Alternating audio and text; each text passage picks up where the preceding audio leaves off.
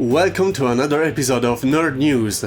This is the first of two nerd news dedicated to The Lord of the Rings. Actually, it would be better to say the cinematic universe of Tolkien's work in general, which I decided to separate because, besides dealing with different works, I am doing too many things at once these days, and otherwise I would just risk to delay this video too much. I'm already weeks behind schedule. I just want to remind you that Odyssey to Trappist 1 will be available on Amazon in ebook and paperback since June 11th. This is the Italian version, because through Amazon I can order author copies only when the book is actually published, so I have to wait till June 11th myself. So if you like science fiction and want to support the channel, please check it out. Links in the description.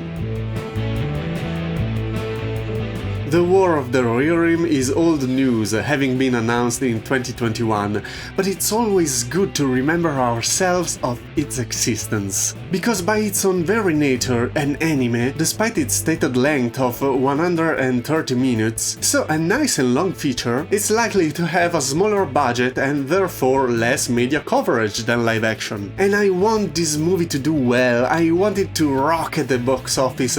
It also will be released on December 12 of 2024, right in the middle of the Christmas season when the competition is fierce, and it absolutely cannot go under the radar. And why is that? There are two reasons why I've loved this movie since it was announced, and I'm scared to death of being a crush disappointment. First, it's a movie that wants to break away from the main sagas that made the franchise popular with the general public. I'm referring to Lord of the Rings and The Hobbit, of course.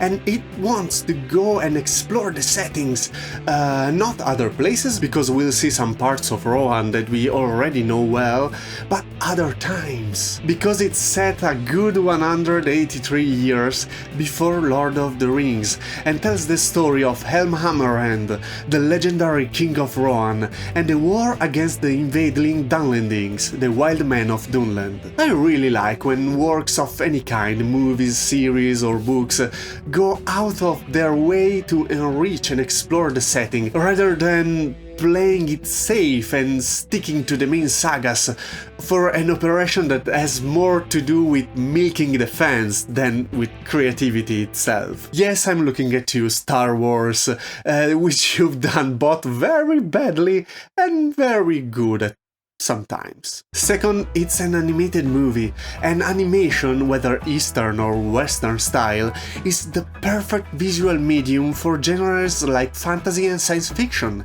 much more so than live action, because it allows a better suspension of disbelief and can afford to be more detached from reality while remaining believable, making us more invested in the story. So this movie has to succeed because I want more of it.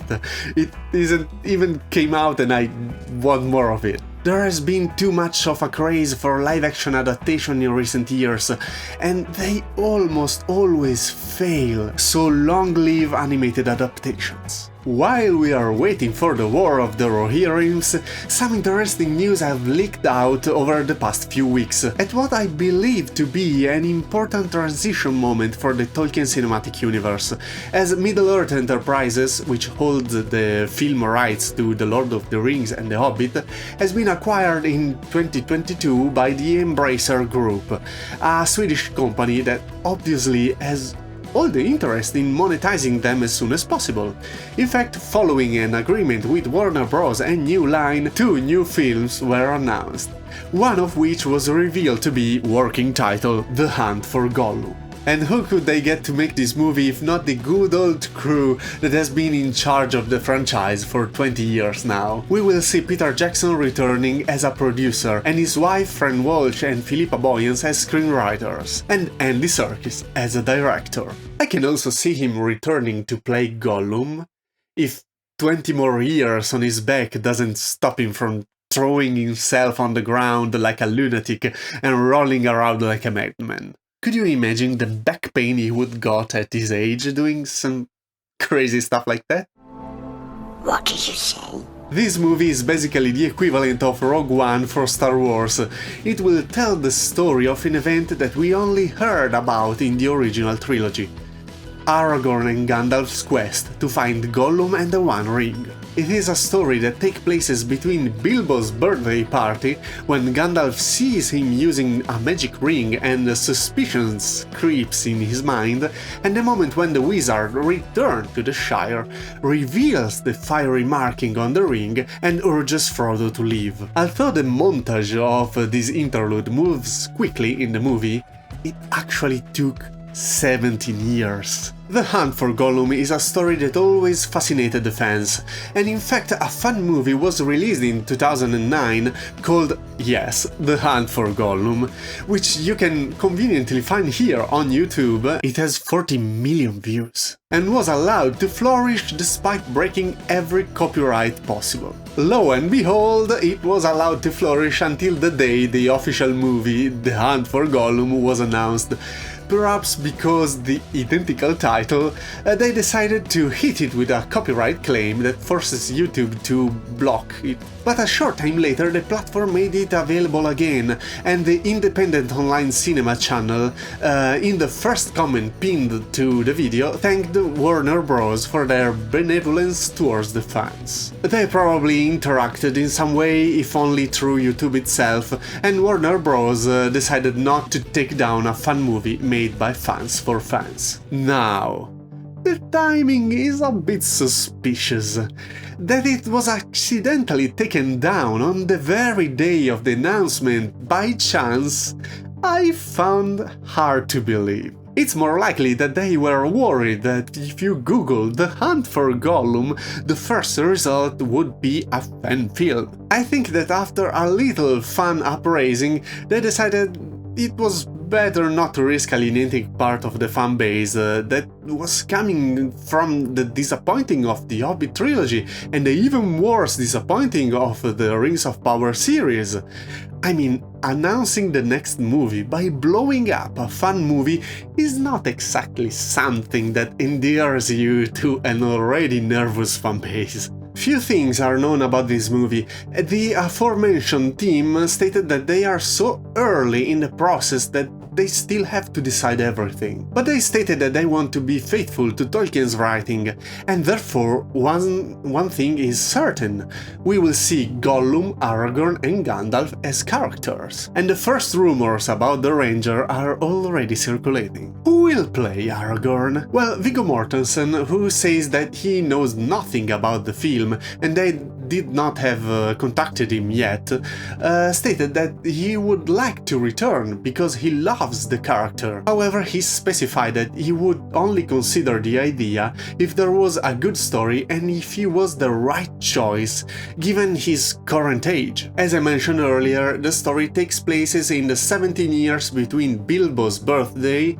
and Frodo's departure. So Aragorn would have to be a bit younger than in The Lord of the Rings. Since he comes from the line of the Dúnedain, the Númenóreans, friends of the elves who survived the fall of Númenor, and thus he has longer lifespan than regular humans, he is 80 in The Lord of the Rings, 10 years younger should not even be noticeable. However, 25 years more would certainly be noticeable on Viggo Mortensen, who at the age of 65 might also have some difficulty playing a character with pronounced athletic gifts. Personally, I think a recast would be healthier. Not least because the recasting of Viggo Mortensen would only make you wonder why the role of Gandalf shouldn't be played by Ian McKellen, who at the age of 85, I don't think he has much of a desire to ride around on horseback and fighting orcs. Which will lead to a very sedentary and marginal Gandalf in a movie that sees him,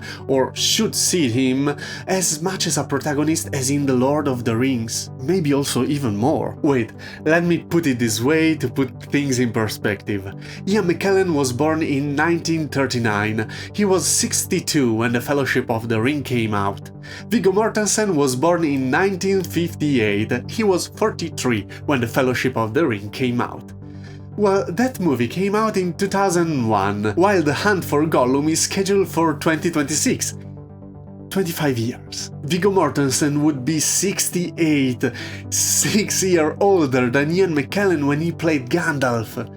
I mean, it doesn't make sense. He would be an older Aragorn than the Gandalf we've seen in The Lord of the Rings. Okay, with makeup they can make actors look older or younger, but it doesn't make sense to get an older actor for Aragorn. Come on! I hear people say, how can you say no to Viggo? Just tell him no. You have to understand that considering Viggo would be just the first step in the wrong direction, the first of a series of bad choices in terms of the story we want to tell.